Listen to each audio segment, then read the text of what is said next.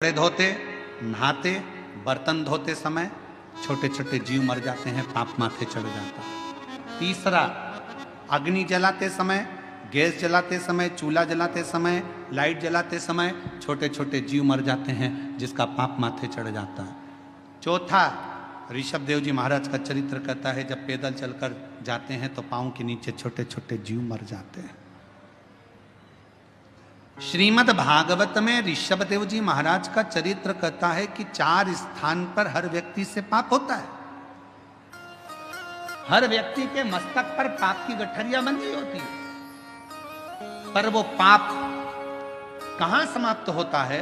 शिव महापुराण की कथा कहती है जब हम किसी बेलपत्र के वृक्ष के नीचे से निकल कर चले जाते हैं तो हमारे मस्तक पर चढ़ा हुआ सारा पाप एक क्षण में समाप्त हो जाता है। एक क्षण में बेलपत्र के वृक्ष की छांव हमारे संपूर्ण जीवन के पापों को समाप्त कर देती है। इसीलिए रोज पाप होता है तो रोज बेलपत्र के वृक्ष के नीचे 1 लोटा जल चढ़ाया करो या बेलपत्र के वृक्ष के नीचे से निकल कर जाया करो। अपने मोहल्ले में, अपनी कॉलोनी में अगर कोई बेलपत्री का पेड़ हो तो तुम्हें जाना उधर से है तो पति से कहना इधर से ले चलो, उसकी छांव में से थोड़ा सा निकल कर चले जाएंगे तो हमारी जिंदगी के पाप करना समाप्त हो। अंधकासुर ने मांगा कि मां को गलत दृष्टि से, उसको मालूम नहीं था कि पार्वती मेरी माता है और पार्वती मैया को ही गलत दृष्टि से देख लिया। शिव जी ने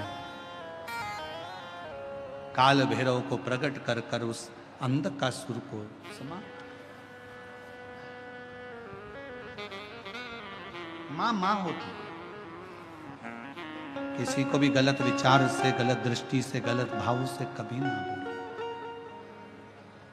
जगत में एक बात याद रखना, अपनी माता हो या किसी दूसरे की माता हो, किसी भी माता के लिए कभी गलत ना तो लिखना, ना पढ़ना, ना सुनना, क्योंकि जगत की प्रत्येक माँ अपने बच्चे को गर्भ में रखती है और वो गर्भस्थ रखने वाली माँ कोई साधारण नहीं।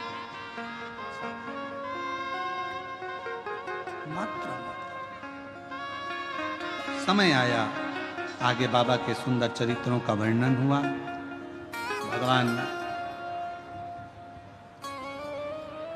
विदल उत्पल को भगवान संहार करते हैं तो भगवान